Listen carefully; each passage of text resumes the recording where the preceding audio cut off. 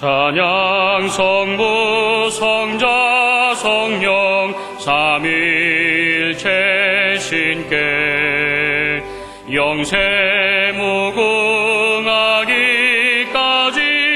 영광을 돌리세 영광을 돌리세.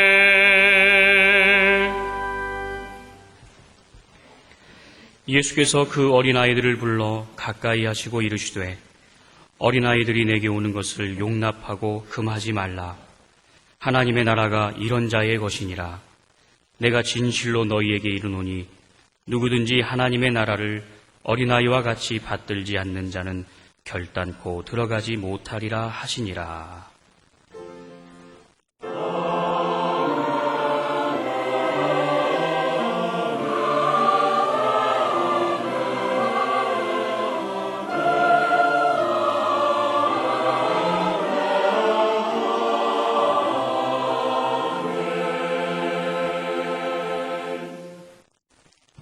이 시간 하나님께서 우리에게 주시는 구약의 말씀은 잠언 22장 6절입니다.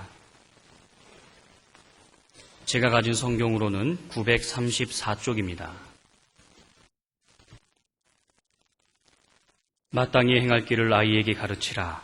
그리하면 늙어도 그것을 떠나지 아니하리라. 아멘.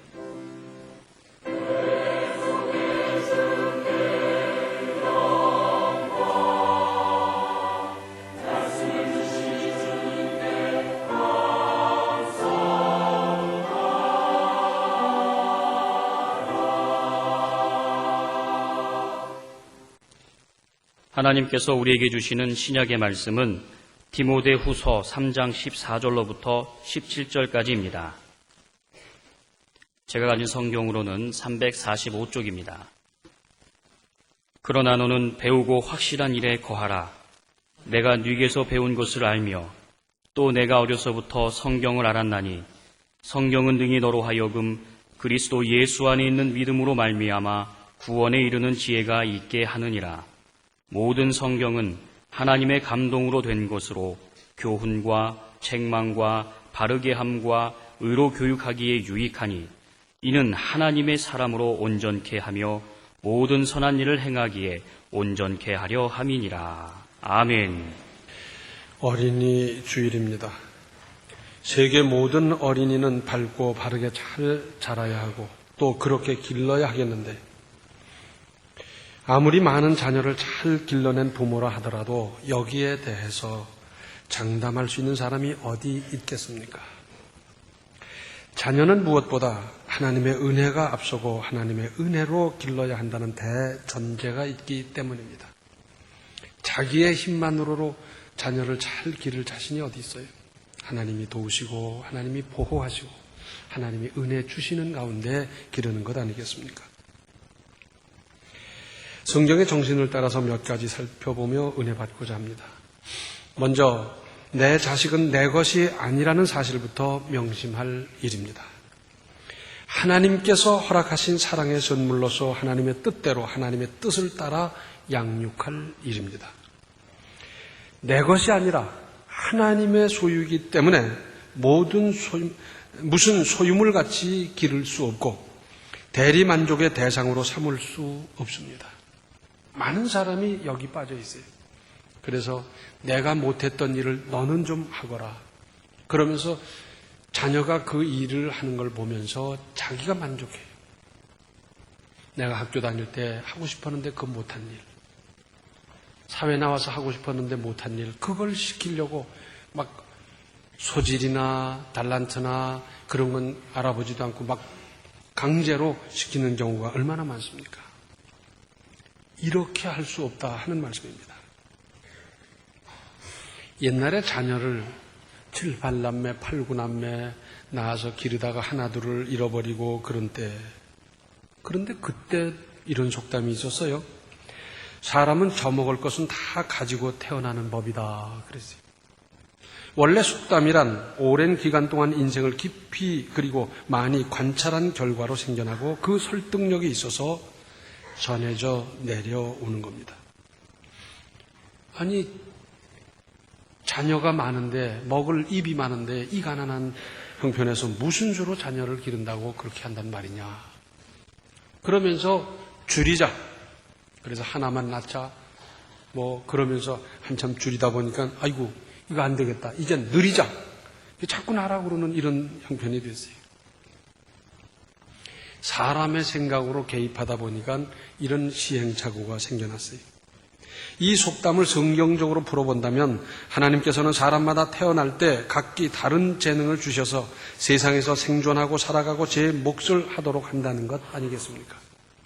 그러므로 자녀를 사랑하되 재능을 잘 발굴해서 그것을 열어주고 도와주고 키워가도록 보살필 일이고, 그렇게 해서 한 사람의 건전한 신앙인 인격체로서 제 앞가림을 하고 한 몫을 하도록 하는 겁니다.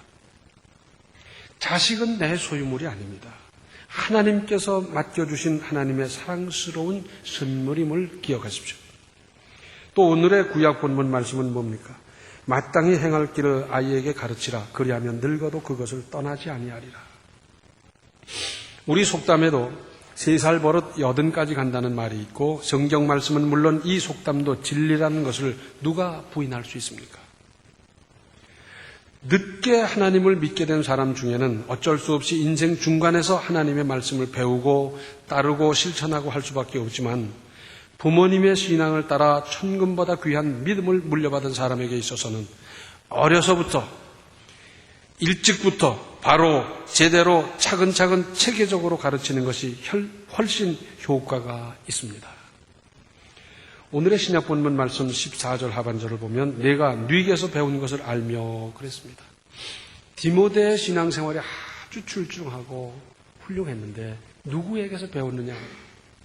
거기 대해서 디모데후서 1장 5절을 보면 이는 내 속에 거짓이 없는 믿음을 생각함이라. 이 믿음은 먼저 내 외조모 로이스와 내 어머니 유니게 속에 있더니 내 속에도 있는 줄을 확신하노라. 자, 어머니와 외할머니의 믿음을 잘 이어받은 믿음, 진실한 믿음이었다라는 것. 그 결과로 오늘 본문 15절에 또 내가 어려서부터 성경을 알아나니 성경은 능히 너로 하여금 그리스도 예수 안에 있는 믿음으로 말미암아 구원에 이르는 지혜가 있게 하느니라. 유태인 가정에서는 아이가 5살이 되면 부모들은 의무적으로 율법 곧 구약 성경을 가르쳤습니다. 그리고 6살이 되면 랍비에게 보내서 다시 배워서 그때부터는 율법의 아들이다 하는 타이틀이 붙고 그 다음부터 그 성경을 따라 산다 하는 겁니다. 그러니까 혼혈인인 디모데의 구약 성경 지식은 주로 가정에서 어머니와 외조모를 통해서 배운 것이었는데 매우 능통했던 것 같습니다. 순수 유대인 가정에서 부모님을 통해서 배우고 또 랍비에게 가서 또 배우고 그 사람 못지않게 아주 구약 성경에 능통했더랬는데 거기다가 바울에게서 그리스도교의 교리와 은혜를 배워서 완전 무장한 것과 같았습니다. 뉘게서 배운 것을 알며 그랬는데 선생이 누구냐? 누구에게서 배웠느냐? 누구를 찾아가서 배울 것이냐? 이것은 매우 중요한 일입니다. 이건 모든 면에서 그래요. 학문적으로 누구에게서 배웠느냐? 사업하는 것을 누구에게서 배웠느냐? 세상 살아가는 걸 어떻게 배웠느냐? 인생을 누구에게서 배웠느냐? 얼마나 중요한 일입니까? 그런데 디모데는 어머니와 외할머니를 통해서 아주 체계적으로 잘 배웠더라. 거기다가 바울의 가르침을 받았더라 하는 것입니다. 이 시대를 구분하는 데 있어서 사도들이 살아서 활동하던 시대를 사도시대다 그럽니다. 그런데 사도들이 다 세상 떠난 다음 시대를 뭐라 그러냐면 속사도시대다 그럽니다. 이것은 어렸을 때 5, 6, 7살 이럴 적에 혹 예수님을 직접 본 사람도 있고 또 예수님으로부터 직접 가르침을 받았던 그 사도들, 그 사도들의 따끈따끈한 가르침을 직접 받은 다음 세대 사람들을 말할 때 속사도시대 그러는데 디모데는 속사도시대를 대표하는 즉 그 시대를 영적으로 책임지는 사람이 되었던 것입니다. 시편 71편 5절과 6절을 보면 주 여호와여 주는 나의 소망이시요 나의 어릴 때부터 의지시라. 내가 모태에서부터 주의 붙드신 바 되었으며 내 어미 배에서 주의 취하여 내신 바 되었사오니 나는 항상 주를 찬송하리이다. 어려서부터 차근차근 신앙으로 잘 배우고 무장해서 그래서 앞으로도 나는 믿음으로 살 것이고 이 배운 바대로 살 것이고 하나님을 찬송하겠습니다 하는 겁니다. 신앙의 과정에서 신앙을 제대로 배운 사람이라면 이 고백이 저절로 나와야 하는 것 아니겠습니까? 구약 본문 말씀을 다시 보시면 마땅히 행할 길을 아이에게 가르치라. 그리하면 늙어도 그것을 떠나지 아니하리라. 그래서 자녀를 기르면서 아무쪼록 길게 보고 기르십시오. 멀리 보고 기르십시오. 우선 안타까우니까, 우선 서투니까, 우선 어째서, 그래서 이거 해주고 저거 해주고 가방 싸주고 숙제 해주고 그러면서 해주다가 나중에 어떻게 됩니까? 그 다음에는 부모가 자식의 종이 돼버려요. 그래서 제 요구를 안 들어주면 나 밥 안 먹어. 그러면 큰일 나는 줄 알고. 나 학교 안 가. 그러면 그냥 뭐 신주단지 섬기듯이 야단 법석을 하는 거예요. 그래서 종이 돼버리는 것은 이게 정상이겠습니까? 대학을 나온 여자 청년이 있었는데 라면을 끓여본 일이 없대요. 그러고는 엄마가 할머니가 죄해준 거예요. 그러면 할머니 돌아가시고 어머니 돌아가시고 나면 그 다음에 그 사람은 굶어 죽어야 되지 않겠습니까? 이게 정상입니까? 이런 사람은 엄마만 안 보이면 불안해서 못 사는 거예요. 엄마가 다 해줬더랬으니까. 요새 새로 생겨난 말이 있는데 헬리콥터 엄마라는 게 있어요. 들어보셨어요? 이 서울서 생겨나서 아직 천안까지 안 온 모양이에요. 헬리콥터 엄마가 무슨 뜻이냐? 아이들 주변에서 뱅뱅뱅뱅뱅 돌면서 온갖 간섭을 다 하는 엄마를 헬리콥터 엄마래요. 헬리콥터 엄마 아닙니까? 좀 내버려 두세요. 그래서 생각도 하고 추리도 하고 상상도 하고 판단도 하고 선택도 하고 그리고 거기에 대한 결정을 자기가 책임도 지고 이렇게 길러 가야 될 텐데 그냥 온갖 간섭을 다 하다 보니까 나중엔 엄마 없으면 아무것도 못하는 무능한 사람을 길러내서 어디다 쓰겠습니까? 혹 사막 한가운데 던져버리더라도 저 혹한의 튼드라에 혼자 남더라도 거기서 기도하며 하나님의 도우심을 입고 그러한 상황을 지혜롭게 처리하고 여러 조건을 잘 활용하도록 거기서 살아남을 뿐만 아니라 그러한 정신으로 세상을 이기며 나아가는 사람을 만들어야 되지 않겠습니까? 맥가이버 봤어요? 봤어요? 못 봤어요? 아유, 그것도 못 봤네. 텔레비에 많이 나오잖아요. 좀 보세요. 그런데 그 맥가이버의 내용은 딱 하나예요. 아주 어려운 조건에 그냥 던져져 가지고선 뭐 묶여져 있다든지 등등. 그런데 거기서 하다못해 먼지를 활용해서라도 그 조건에 있는 걸 최대한으로 활용해서 그 어려움을 극복하고 탈출한다. 그런 내용입니다. 그렇죠? 네. 맥가이버 좀 보세요. 열악한 환경 속에 가서도 그것을 최대한으로 활용하고 그리고 거기서 있는 자료를 가지고 극복할 수 있는 지혜를 이게 멋진 것 아니겠어요? 그리고 불우한 환경에서 자랐다고 다 나쁜 사람이 되는 겁니까? 아닙니다. 자, 여기 모인 우리들 행복하고도 만족할 만한 가정 환경에서 성장한 사람이 몇이나 됩니까? 그러나 다 그런 대로 살아가고 있지 않습니까? 믿음으로 살고 바르게 살려고 힘쓰고 다 그렇게 살아가고 있잖아요. 뭐가 어떻다고 총질을 해대면 세상에 누가 살아남을 수 있겠습니까? 혹 성격이 남다르고 인간관계가 원만치 못하거나 별난 사람이 있을 때 우리 그리스도인들이 다가가서 보살펴주고 친구가 되어주고 그래서 정상적인 생활을 할 수 있도록 도와주어야 할 사명이 있는 것도 사실이지만 그런 환경에 처한 나는 어떻게 할 것인가? 이거 중요하지 않습니까? 결론부터 말씀드린다고 하면 저학이 나름 아니겠어요? 같은 고아원에서 자랐는데 깡패가 되어서 너절하게 살아가는 인생이 있는가 하면 목사가 된 사람, 교사가 된 사람들도 얼마든지 있지 않습니까? 환경 때문에 비가 와서 뭐 어쩌고 저쩌고 그러면서 조상 탓까지 언제까지 읊어대겠습니까? 세계 위인 전집을 읽어보셨어요? 읽어보셨어요? 지금부터라도 읽으세요. 위인 전집의 내용이 뭡니까? 어렵고 가난하고 힘든 환경 조건을 뚫고 일어나서 마침내 사업에 성공하고 학문에 성공하고 뭐에 성공한 그 사람들의 이야기 아닙니까? 그 중에 좋은 환경 조건에서 성장해서 그렇게 큰 일을 이룬 사람은 지극히 적습니다. 몇 사람 되지도 않아요.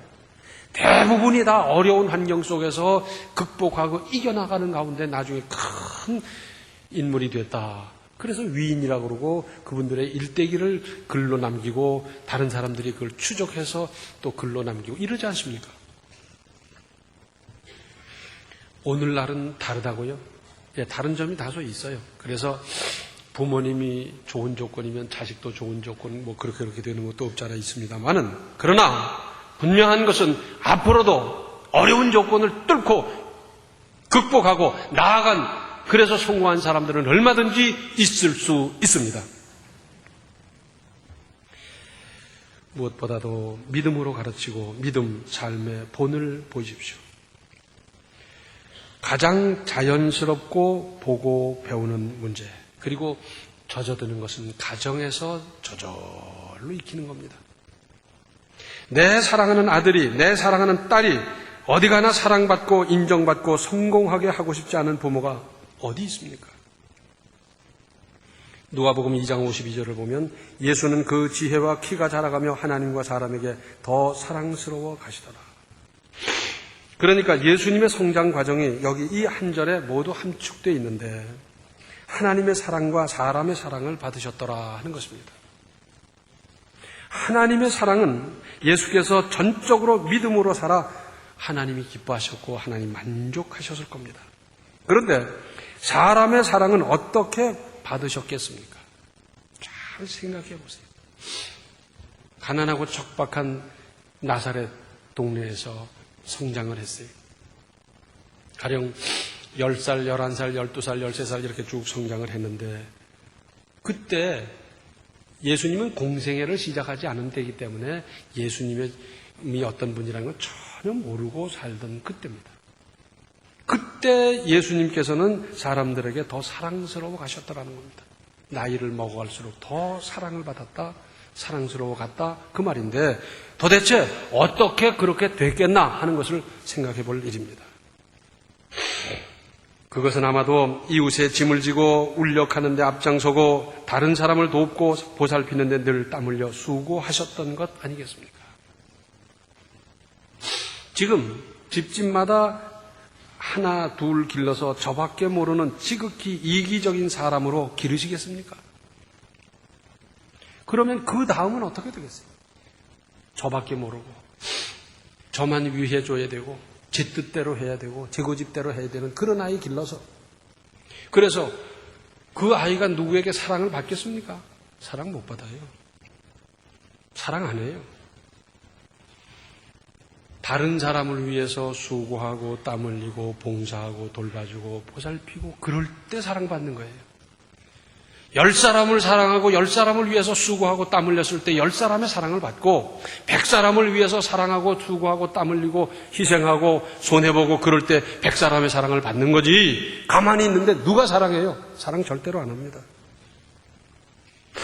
내 사랑하는 아들이 내 사랑하는 딸이 혹 직장에 가서 사회 나가서 어디 가서 그저 아무도 사랑 못하는 사랑 못 받는 그런 혼자만 사는 사람이 된다면 이거 끔찍한 일 아니겠어요?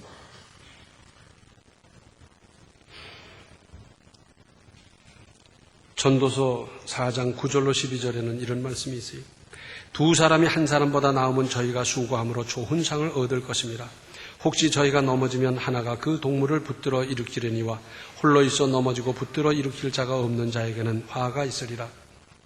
두 사람이 함께 누우면 따뜻하거니와 한 사람이면 어찌 따뜻하랴.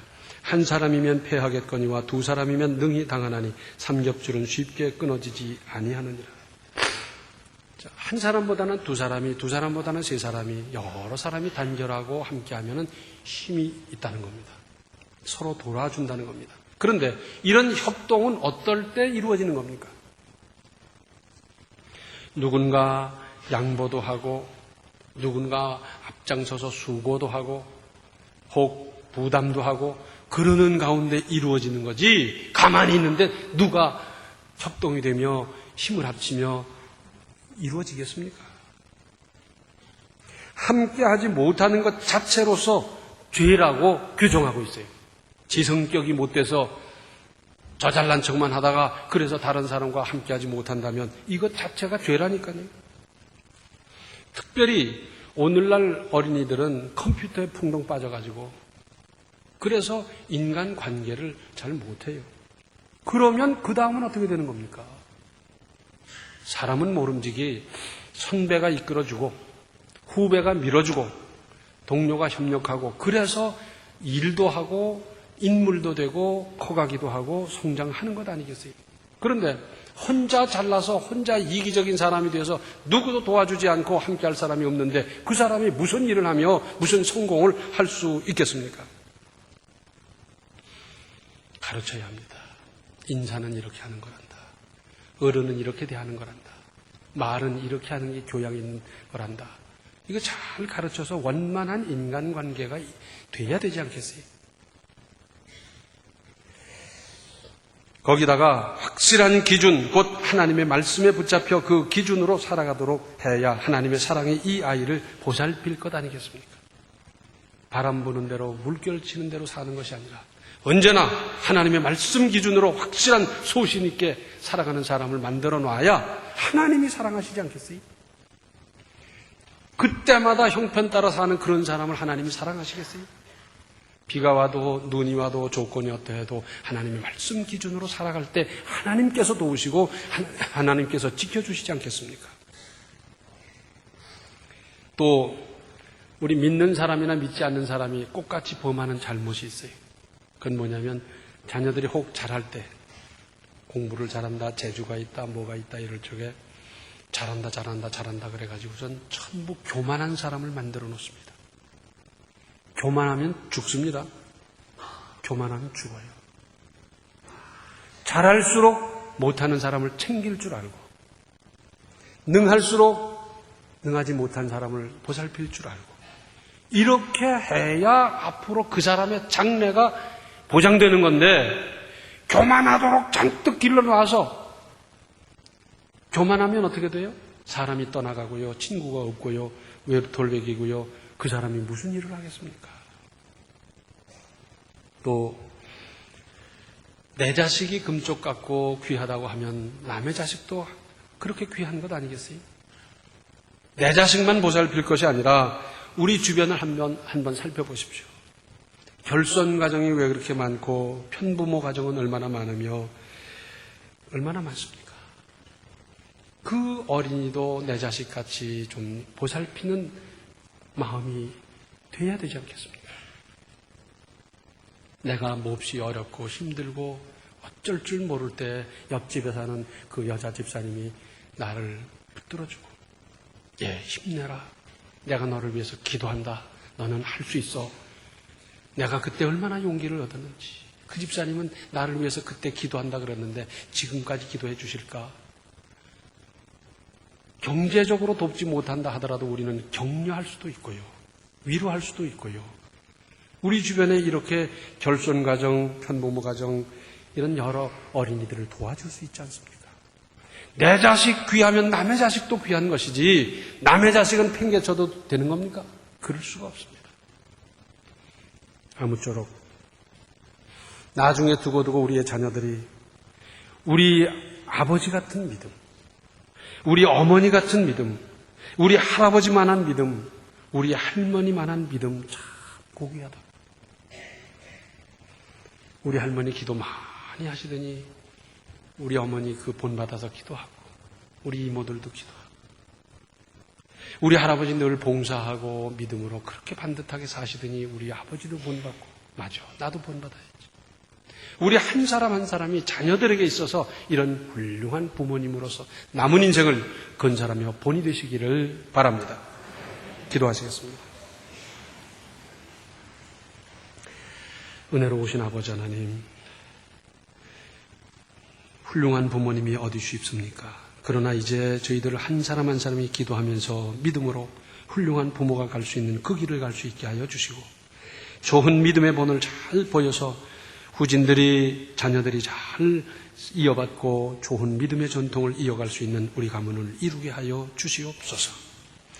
우리 한 사람 한 사람이 여러 조건이 다르지만 그럼에도 불구하고 믿음으로 살게 하시고 믿음의 본이 되어 두고두고 사표가 되고 두고두고 믿음의 아름다운 가문의 좋은 선조들이 다 될 수 있도록 주여 도와 주시옵소서.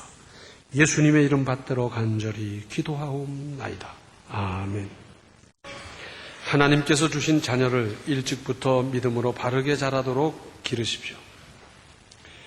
지금은 어린이를 사랑하시는 생명의 주 예수 그리스도의 은혜와 하나님 우리 아버지의 극진하신 사랑과 성령의 감화, 감동, 충만, 교통하심이 자녀를 믿음으로 잘 양육하기로 작정하는 모든 성도들 머리 위에 이제로부터 영원토록 함께 계시기를 간절히 축원하옵나이다. 아멘.